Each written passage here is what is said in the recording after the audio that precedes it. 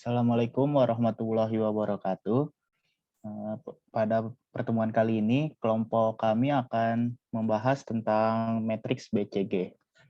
Anggota kelompoknya ada Muhammad Farhan Safaras, kemudian ada Muhammad Farel Sigit, Fajri Hamzah Harahap, Naufal Muhammad Akil, Zaidan Ramadan, Irwa Muslim, dan yang terakhir ada Muhammad Rizky Nugroho.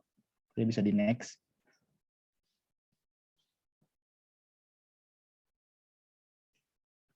Yang pertama, membahas tentang pengertian matriks BCG. Matriks BCG merupakan matriks rancangan dari grup Boston Consulting. BCG matriks ini dapat membantu dalam mengambil keputusan dan investasi. Matriks ini membagi pasar berdasarkan tingkat pertumbuhan relatif dan pangsa pasarnya, sehingga menghasilkan 4 komponen, yaitu cash cow, star, question marks, dan docs.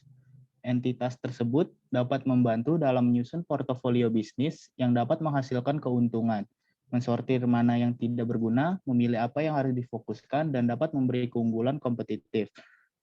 Setelah mengetahui bisnis mana yang dapat berdiri, di mana dalam portofolio bisnis, kita juga akan mengetahui bisnis mana yang membutuhkan investasi, mana yang perlu kita ambil imbal hasilnya atau menghasilkan uang, mana yang perlu divestasi atau mengurangi investasi, dan mana yang perlu dikeluarkan sepenuhnya dari portofolio bisnis.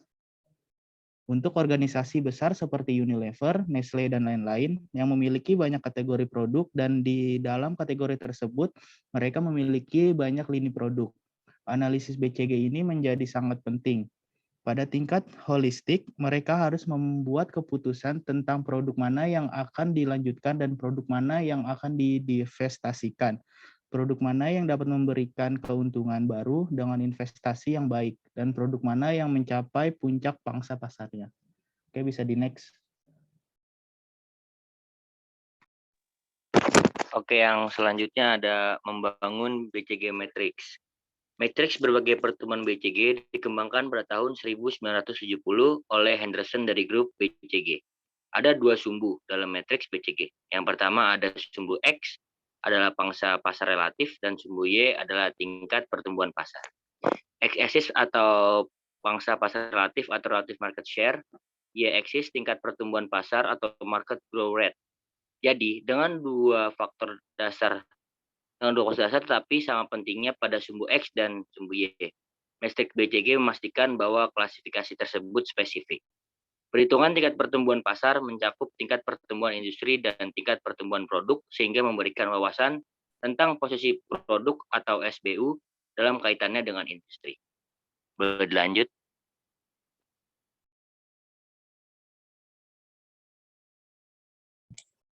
BCG Matrix Quadrant. BCG Matrix adalah matriks yang berguna membantu perusahaan untuk mengambil keputusan dan investasi. Matriks tersebut terbagi berdasarkan pangsa pasar dan 4 kuadrannya.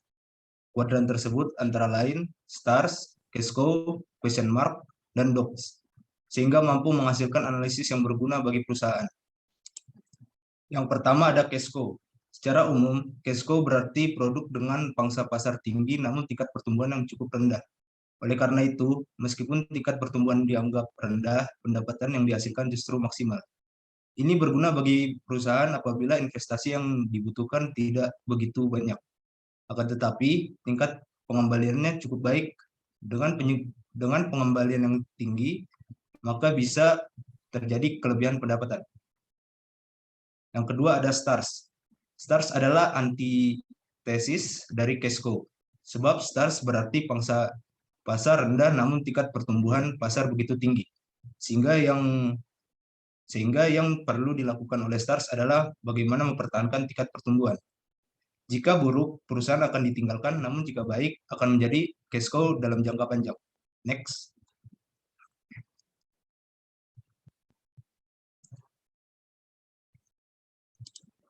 Question mark. Question mark atau juga disebut the unknown adalah unit bisnis yang memiliki pangsa pasar lebih kecil di pasar dengan pertumbuhan tinggi. Dari sinilah sebagian besar bisnis akan dimulai. Dan pada titik ini, unit bisnis berpotensi untuk menumbuhkan pangsa pasar dan berubah menjadi stars atau kehilangan pangsa pasar lebih lanjut dan berubah menjadi dog ketika pertumbuhan pasar itu sendiri menurun. Yang terakhir ada DOCS. DOC atau anjing adalah lini produk atau unit bisnis yang memiliki pangsa pasar lebih kecil dalam industri yang matang dan tumbuh lambat. Biasanya lini produk ini berhasil mendapatkan apa yang dimasukkan ke dalamnya, mencapai titik ampas, dan mempertahankan pangsa pasar. Manfaat ini mungkin cukup baik bagi perusahaan untuk menjaga unit bisnis ini tetap aktif meskipun posisinya kurang menarik. Namun, DOCS dapat berdampak negatif pada cara investor menilai manajemen perusahaan dan disarankan agar lini produk ini dijual. Next.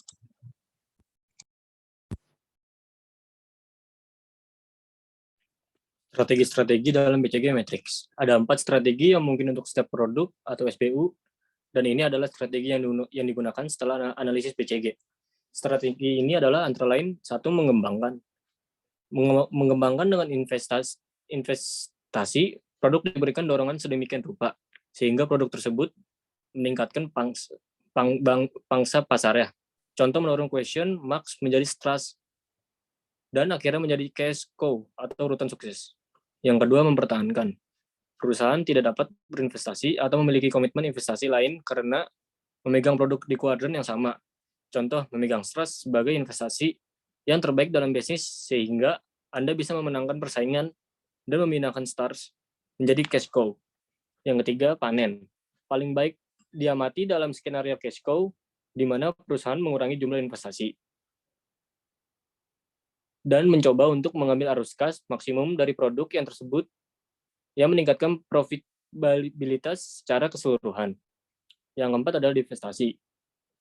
Paling baik diamati dalam kasus produk kuadran DOC yang umumnya diinvestasikan untuk melepaskan sejumlah uang yang sudah terjebak dalam bisnis.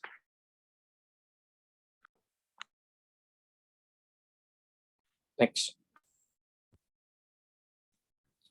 Selanjutnya ada kelebihan matriks BCG. Keuntungan dari matriks Boston atau PJG meliputi yang pertama, matriks BCG memberikan cara tingkat tinggi untuk melihat peluang untuk setiap produk dalam portofolio Anda. Yang kedua, matriks Boston atau PJG memungkinkan Anda untuk berpikir tentang bagaimana mengalokasikan sumber daya Anda yang terbatas ke portofolio sehingga keuntungan dimaksimalkan dalam jangka panjang. Yang ketiga, matriks BCG menunjukkan jika portofolio Anda seimbang. Misalnya, jika Anda memiliki terlalu sedikit produk dalam portofolio Anda, maka Anda bisa berada dalam posisi berbahaya karena menyimpan semua telur Anda dalam satu keranjang. Yang keempat, alat ini sangat mudah digunakan dan dimengerti. Next. Kekurangan BCG Matrix. Yang pertama, tingkat pertumbuhan pasar bukanlah ukuran akurat dari daya tarik pasar terhadap bisnis. Yang kedua, pangsa pasar sebenarnya tidak memprediksi beberapa banyak uang yang dihasilkan suatu produk. Misalnya DOC dapat memperoleh keuntungan dan stars dapat memiliki pangsa pasar yang tinggi dan pertumbuhan yang tinggi. Tapi beroperasi di industri secara margin yang sangat rendah. Dan oleh karena itu tidak pernah menguntungkan secara khusus. Yang ketiga, itu tidak memperhitungkan faktor eksternal yang dikenal oleh faktor lingkungan. Faktor-faktor yang tersebut mencakup hal-hal seperti munculnya teknologi baru atau potensi perubahan dalam undang-undang perpajakan. Untuk menganalisis faktor eksternal, Anda dapat menggunakan analisis PES. Dan yang keempat, ini hanyalah gambaran dari situasi saat ini. Itu tidak terlihat untuk melihat apa yang kemungkinan akan terjadi pada pasar di masa depan. Next. Baik, yang terakhir ada contoh kasus. Yang pertama di kuadran cash cow atau sapi perah. Di sini kita memakai contoh kasus dari produk Unilever. Nah, apa sih produk-produk Unilever yang masuk di cash cow atau sapi perah?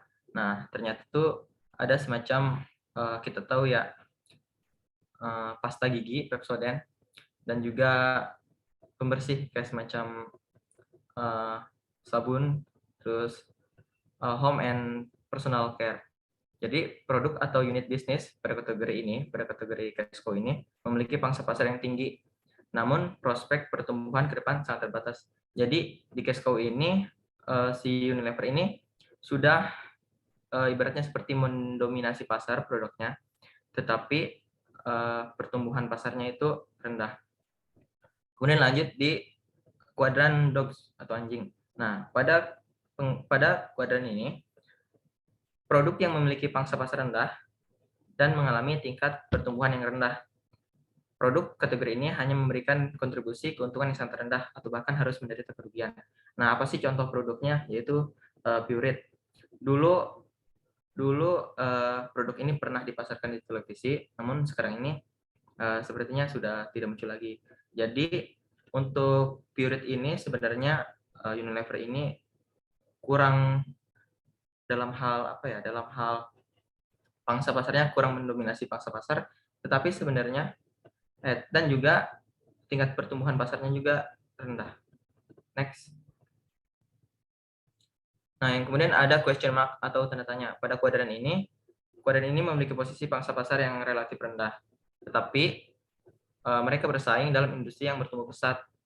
Penghasilan yang didapat tidak sebanding dengan biaya yang dikeluarkan, lebih banyak pengeluaran daripada pendapatan. Nah, contoh dari produk yang masuk ke kuadran ini yaitu semacam Surf, untuk ini ya kayak semacam deterjen gitu, deterjen pencuci pakaian, dan juga Buah Vita. Sebenarnya untuk di question mark ini pangsa pasarnya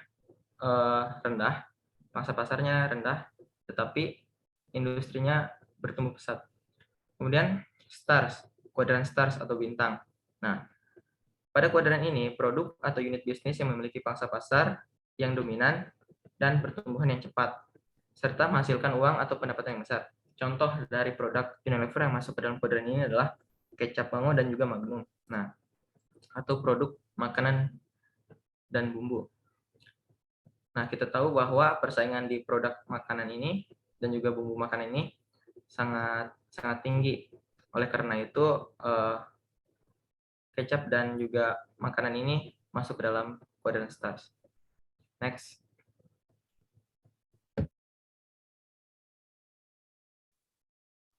Oke, sekian pemaparan materi dari kelompok kami. Kurang lebihnya mohon maaf. Terima kasih.